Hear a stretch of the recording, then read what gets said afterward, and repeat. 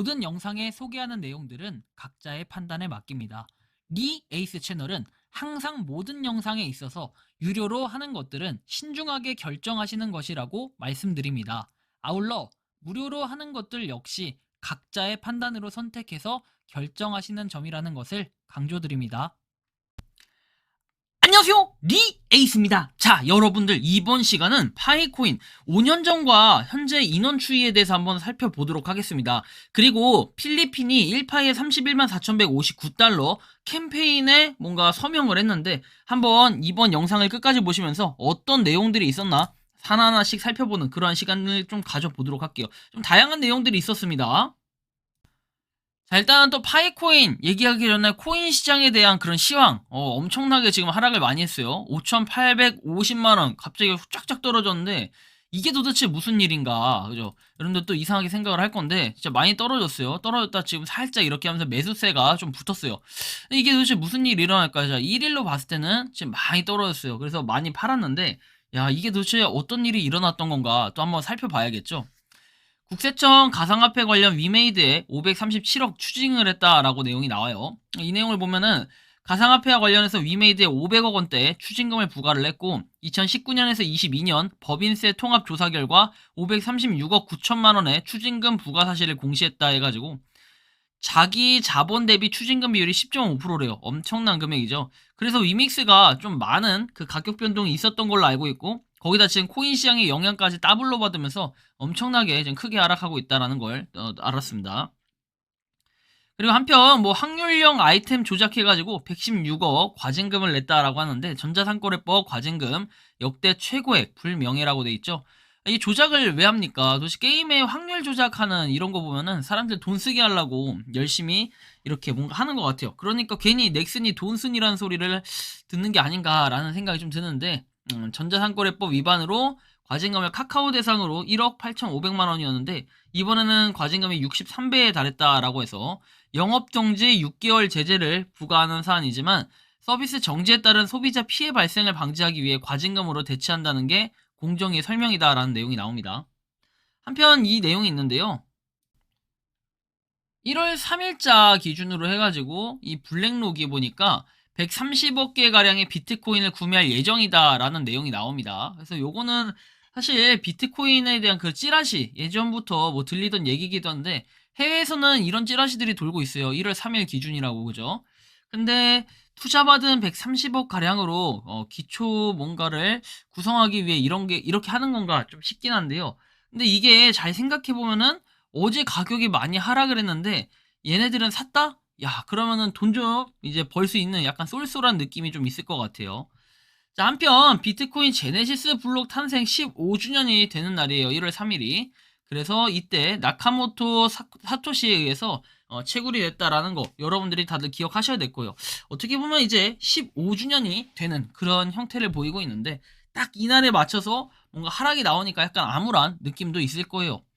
다음 내용을 보면은 이렇게 매트리 엑스포트 해가지고 나와 있는데, 뭐 이 내용에 따르면은 이렇게 SEC가 1월 비트코인 현물 ETF를 거부할 것이며 최종 승인은 2분기에 이루어질 수 있다라는 이런 보도가 나온대요. 그래서 뭔가 비트코인이 36,000에서 38,000달러까지 하락을 하겠다, 이제 이런 내용인데, 근데 진짜 뭐 이번 주 다음 주 ETF 얘기 나오다가 갑자기 이렇게 딱 그 얘기를 해버리니까 좀 황당하기도 하고, 이런 내용들로 인해 가지고 뭔가 사람들이 또 충격을 받은 이런 느낌도 좀 있을 것 같아요.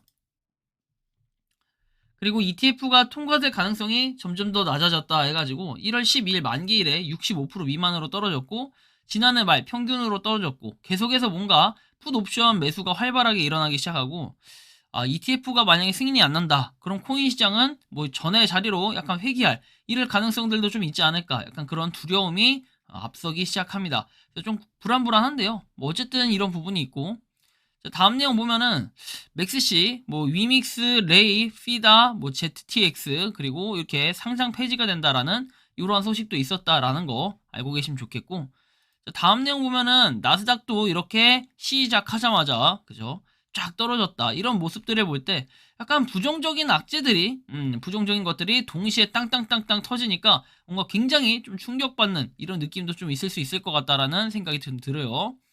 한편 뭐 이 내용이 있는데, 비트코인 ETF 신청자가 제출한 19B4S에 대한 의견을 마무리하기 위해서 오늘 나스닥과 그다음에 15E 그리고 NYSC, SE와의 뭔가 그런 회의를 개최했다라고 하는데 이게 이제 00시 52분에 뜬 건데 참 모르겠네요. 이게 어떻게 될지는. 그쵸. ETF가 승인이 되냐 안 되냐에 따라 또 투자자들의 목줄이 달려 있는데 참 걱정이 많을 것 같다라는 생각이 들기도 합니다. 자, 일단 그에 비해서는 우리 파이코인은 좀 안전하다 이렇게 볼 수 있겠죠. 왜? 뭐에 딱히 걸린 게 없잖아요, 파이가. 그죠? 어디 뭐 상장을 했다라든지 아니면은 뭐 가격이 그렇다고 해서 하락을 한다든지 이런 게 지금 전혀 이런 요소들이 없기 때문에 오히려 파이의 그 방어력은 탄탄하다. 그죠? 이런 걸 우리가 좀 살펴볼 수 있고 어쩌면은 시장에 빨리 뭔가 내놓지 않은 게 좋을 수도 있다. 왜? 그만큼의 영향력을 덜 받기 때문에 그리고 거의 안 받고 아무것도 아닌 그런 코인이기 때문에 라는 느낌을 받을 수 있어요.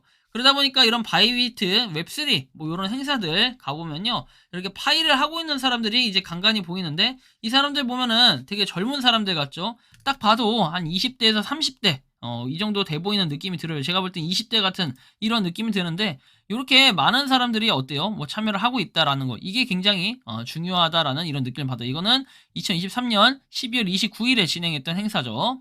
참고하시고 자, 한편 이 필리핀에서 뭐 어쩌고저쩌고 했던 이런 내용들인데 그냥 쉽게 얘기하면 31만 4,159달러 1파이당에서 이 캠페인에 참여를 한다라는 내용인데 자 보시면 이제는 커뮤니티 수준으로 프로젝트를 진행하고 있다라고 해서 자 파이 블록 탐색기에 2만 개의 GCV 글로벌 합의 데이터를 기록한다라는 야심찬 목표를 달성한 것이고 GCV 합의 가치에 대해 풀뿌리 수준의 인식을 불러일으키는 것이다.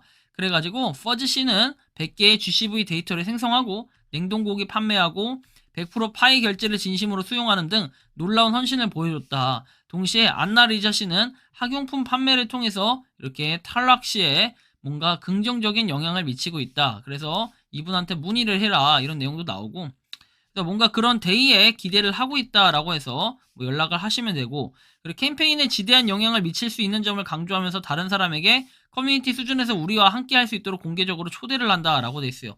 참 제가 요즘에 이런 고민을 해요. 와 1파이당 진짜 31만 4,159달러가 되면요. 여러분들 더 할 나위 없을 것 같아요. 솔직히 말하면 이러면 지금 이 제가 살고 있는 이 집이 그 뭐랄까 제 집이 아니에요. 자가가 아니라 저도 이제 세를 내고 사는 사람인데 진짜 방방 뛰면서 이 운동장 한 바퀴 돌 정도로 장난 아닐 것 같은 이런 느낌은 드는데 31만 4,159달러의 실현 가능성은 아무래도 다른 국가들과 한번 비교를 해보면 그냥 대표적으로 우리나라하고 비교를 해봐도 어때요? 많은 가격 차이가 있어요 분명히. 왜? 우리나라는 현실적으로 5만 원이 안 되는 그런 가격대 형성이 돼 있고 이 가격과 비교했을 때는 상당히 뭐랄까요? 상대적 박탈감을 느낄 수도 있겠죠. 그죠? 자, 근데 참 이런 부분으로 봤을 때 해외가 이렇게 하겠다라고 하면은 적극적으로 밀어주는 것도 저는 나쁜 방법은 아니라고 봐요. 그래야 이제 우리나라가 이쪽에 갔을 때 소비할 수 있는 뭔가가 생기는 이런 느낌들이 좀 있기 때문이죠. 그죠? 그래서 여러분들 비트코인과 파이를 한번 비교를 해봅시다. 이제 비트코인은 15주년이 됐고 그죠? 어떻게 보면 자 파이는 지금 몇 주년 됐습니까? 5주년이라고 봤을 때 5주년 좀 안 됐지만 뭐 대충 이 정도라고 봤을 때 19년도에는 비트코인을 채굴 하는 사람 그 다음 파이를 채굴 하는 사람 이렇게 비율이 있었다면 지금은 비트코인을 채굴 하는 사람 그 다음 파이를 채굴 하는 사람 이렇게 뭔가 비율이 나눠져 있다라는 거예요. 왜? 근데 이게 맞는 게 사실은 비트코인은 한창 채굴을 했고 채굴량도 거의 안 나오는 이런 시점에서 사실 파이코인과 비교해보면은 뭔가 메리트가 있겠죠. 자 비트코인은 이만큼이고 그래서 아무래도 이 비율 자체는 늘었는데 현실적으로 봤을 때 파이를 채굴하는 사람 여러분들 19년도에 채굴했던 사람과 24년도에 채굴했던 사람 한번 비교를 해보신다면 좋을 것 같은데 여러분들은 이 비교를 했을 때 어떤 인원이 형성이 됩니까? 여러분들의 레퍼럴 그러니까 초대 인원이 있다면 그 초대 인원을 기준으로 한번 비교를 해보면 될 텐데 저 같은 경우에는 5분의 1로 줄었어요. 처음에 예를 들어서 10명이 같이 시작했다면 지금은 2명만 채굴을 하고 5명이 시작했다면 지금은 1명만 채굴을 하는 이런 현상이 벌어지고 있습니다. 아마 여러분들도 거의 비슷비슷하지 않을까 싶은데 물론 초대한 레퍼럴이 누구냐에 따라 다르고 저는 아는 사람과 아는 사람 그리고 모르는 사람 좀 비교를 해보면 저 같은 경우에는 처음에는 아니고 이 파이코인에 대해서는 홍보라기보다는 뭔가 파이코인을 알리기 위한 노력은 했는데 실질적으로 제 초대를 하는 초대 코드를 부여한 적은 거의 없던 것 같아요. 여태까지 정말 수많은 영상을 찍었지만 파이 관련해서는 한 초대 코드 올린 게 10개도 안 되는 것 같습니다. 근데 그렇게 하는 이유는 사실 파이코인은 이제 초대 코드가 없이도 가입할 수 있다라는 그런 인식을 심어주기 위해서였고, 제가 뭐 초대 코드로 배불리 배 채워야 된다 이런 생각을 파이에 대해서는 유독 좀 버렸던 것 같아요. 어쨌든 뭐 인원이 계속해서 늘어나고 있다라는 건 맞지만, 현실적으로 파이 네트워크에 대해서 예전보다 뭔가 그런 열정 이런 것들이 많이 식은 것 같아요. 이게 저만 그런 게 아니라 다른 분들도. 그래서 2024년도가 뭔가 그런 삶의 전환점이 돼야 되는데, 참 다행인 게 이런 것 같아요. 모건 스탠리 회장은 비트코인은 핵심 투자 수단이 아니다 해가지고 나오는데, 이 내용을 볼 때 뭐 인터뷰에서 비트코인은 핵심 투자 역할을 할 수 없다라고 해서 가치 저장 수단으로서 비트코인을 제대로 이해한 적 없다며, 비트코인은 투기적 변동성이 크다, 규제 불확실성 등 리스크를 내재하고 있고 포트폴리오에서 최소한의 부분만 차지해야 된다라고 덧붙여서, 뭔가 이 모건 스탠리 이끈 CEO로 1월 1일에 CEO직을 퇴임했다라고 하죠. 그래서 제임스 고먼 씨가 이렇게 얘기를 했지만, 뭔가 비트코인이 끝물이다라고 얘기하시는 분들도 있고, 비트코인은 이제 시작이다라고 얘기하시는 분들도 있고, 의견은 좀 분분하지만 결국에는 이렇게 봤을 때 파이는 어때요? 좀 더 발전 가능성이 높다. 그리고 비트코인에 이어서 파이가 이제 그 다음 주자를 할 수도 있겠구나. 물론 이렇게 얘기하면은 희망회로라고 할 수도 있겠죠. 근데 저는 이 희망회로 뭔가 갖고 싶다, 이거보다도요, 좀 적당하게 밸런스를 맞출 필요는 있어요. 정말로 이 시소라는 것은요, 여러분들 잘 보면 아시겠지만 여기에 똑같은 무게를 올렸을 때 일자를 이룹니다. 그쵸? 한쪽만 너무 균형을 잃어가면요, 이렇게 돼버려요. 그쵸? 이렇게 되면은 균형을 잃어서 시소가 무너지게 됩니다. 물론 시소는 왔다 갔다 하면서 이렇게도 됐다가 또 저렇게도 됐다가 이렇게 되는 거지만, 한편으로 우리가 생각을 해본다면은 어느 정도 밸런스를 맞추기 위해서는 결국에는 KYC 인증이 어느 정도 완료가 되면 그 즉시 뭔가 가격에 대한 형성, 뭐 사람들이 파일을 갖다가 더 모으려 하는 사람은 더 모으고, 파일을 덜 모으려 하는 사람은 뭐 이렇게 그 구매를 하는 거죠. 물품을 구매하고, 이런 식으로 활발하게 가격이 이루어지면서 동시에 어떻게 된다? 이제 메인넷이라는 게 발생이 합니다. 그럼 메인넷 발생하면은 이게 끝이냐? 이제 그런 건 아니에요. 점점 더 또 많은 발전을 해야 돼요. 근데 현실적으로 그러기 위해서는 여러분들 1500만 명에 1000만 명 얘기하잖아요. 뭐가? 마이그레이션 1500, 그 다음에 마이그레이션이 아니라 KYC 1500, 그리고 마이그레이션 1000만 명이다. 이렇게 얘기를 하는데, 거기에다 앱 개발 100개인데, 여러분들 그냥 막말로 한번 얘기해 볼게요. 여러분들 100개 개발된 앱, 현재는 40개 정도 된다라고 해요. 여러분들 앱 쓰십니까, 이거 지금? 지금 여기서 여러분들, 아이고, 이거 아주 유용하다 해서 쓰시는 거 있나요? 없어요. 전 솔직히 말하면 아예 없습니다. 왜? 여러분들 중에 뭔가 유틸 보상 더 받으려고 이런 노력해서 요거 하시는 분들도 계시겠지만, 솔직히 여기서 여러분들 유익하게 쓸 수 있는 앱들이 있나요? 우리가 실질적으로 파일을 가지고 있어. 그래서 뭔가 그 파일을 가지고 연계시켜서 파일을 소비하거나 뭔가 하기에는 너무 많이 부족해요. 그래서 앱이 40개가 되든 100개가 되든 또 1500개가 되든 실질적으로 우리가 쓸 수 있는, 쓸만한 그런 앱들이 좀 만들어져야 된다. 저는 그게 좀 더 핵심이 아닌가, 그리고 좀 더 우리한테 피부로 와닿지 않나, 이런 생각이 들어요. 백날 뭐 KYC 하는 거 다 좋아요. 그리고 또 앱 개발하는 거 좋지만, 현실적으로 우리가 뭔가 사용 가능한, 그리고 우리한테 좀 더 유익한 그런 서비스를 제공할 수 있는 앱 자체가 나온다면 아무래도 좀 더 유용하지 않을까, 유익하지 않을까, 이런 생각이 들고, 자, 지금 보면은 400만이 아직 안 됐어요. 뭔가 KYC가 또 멈춰있는 정체기인 듯한 그런 느낌이 들어요. 왜? 12월달 이후에 또 1월달 보고서 1월달 리포트가 아예 안 나오고 있고, 이 상태 그대로 고정이 되어 있기 때문에 좀 더 기다려볼 필요는 있겠다 라는 생각이 들어요. 그래서 지금 뭐 노드 같은 경우에 큰 변화는 없고, KYC 같은 경우에는 결국에 이제 3등으로 마감을 했고, 그죠? 2023년은 3등으로 12월이 마감이 됐고, 앞으로 우리는 좀 더 고민해 볼 필요는 있겠다라는 이런 느낌을 많이 받습니다. 왜?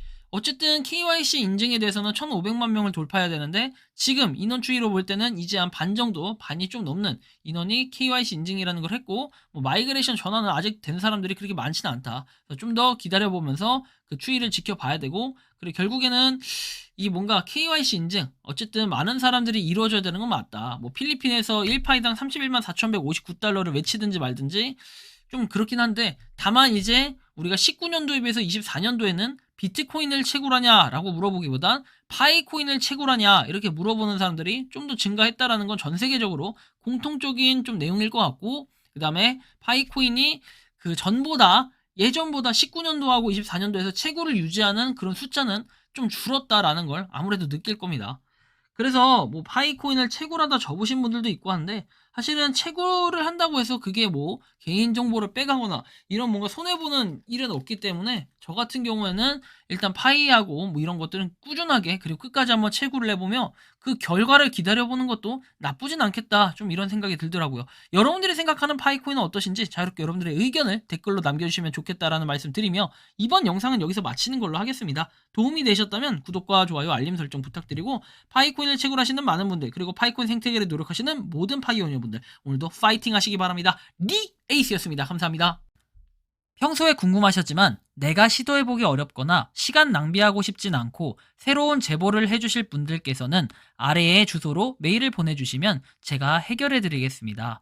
단톡방은 유튜브 검색창에 소통창구를 개설했습니다를 검색해주셔서 확인하시면 됩니다. 아울러 채널 멤버십 가입 시 다양한 혜택을 누리실 수 있으니 참고해주시기 바랍니다. 시청해주셔서 감사합니다.